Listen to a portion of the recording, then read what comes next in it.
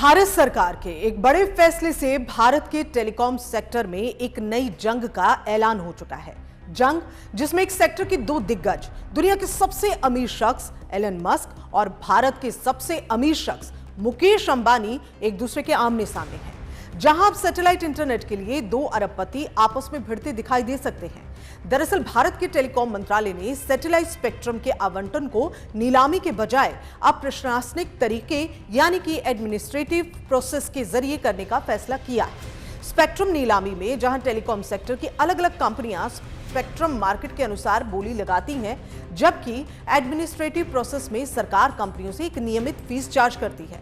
अब ऐसे में चीन के बाद दुनिया में सबसे ज्यादा इंटरनेट यूज करने वाले भारत में अंतरराष्ट्रीय कंपनियां जैसे एलन मस्क की स्टारलिंक और अमेजॉन के कुकर को अपनी सेवाएं शुरू करने के लिए एक सुविधाजनक मार्केट मिल जाएगा। और इसके बाद से इस खबर ने रिलायंस जियो के मालिक मुकेश अंबानी की मुश्किलों को बढ़ा दिया है।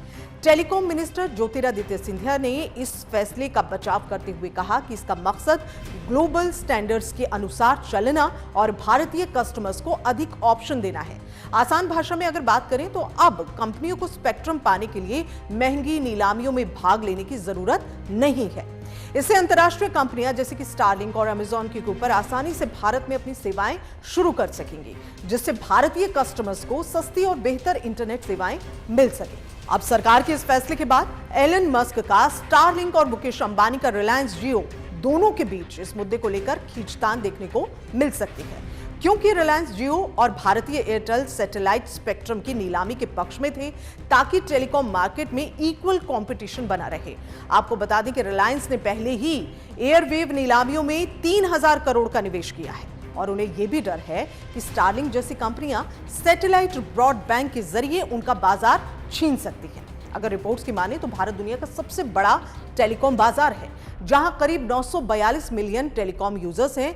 डेलॉयट की एक रिपोर्ट के अनुसार अगर बात करें तो भारत में सैटेलाइट इंटरनेट का मार्केट साल 2030 तक 16,000 करोड़ तक पहुंच सकता है, जो स्टारलिंक, अमेजॉन और स्थानीय कंपनियां जैसे कि रिलायंस जियो, एयरटेल के लिए एक बड़ा अवसर भी हो सकता है। एलन मस्क की स्टारलिंक ने पहले ही अन्य देशों जैसे कि अफ्रीकी देश केन्या में सैटेलाइट इंटरनेट के क्षेत्र में क्रांति ला दी है, जहां पर वो अमेरिका कीमतों पर काफी सस्ती सेवाएं दे रहे हैं। अगर ऐसा भारत में भी हुआ तो स्टारलिंक और अन्य अंतर्राष्ट्रीय कंपनियां सस्ती इंटरनेट सेवाएं देकर देश के छोटे छोटे गांव और दूर दराज के इलाकों में इंटरनेट कनेक्टिविटी की कमी और महंगे हो रहे रिचार्ज की परेशानी को खत्म कर सकती है। हालांकि अभी तक सरकार ने सैटेलाइट स्पेक्ट्रम की कीमतें तय नहीं की हैं, लेकिन इससे मुकेश अंबानी के रिलायंस जियो समेत कई स्थानीय कंपनियों को भारी नुकसान भी उठाना पड़ सकता है।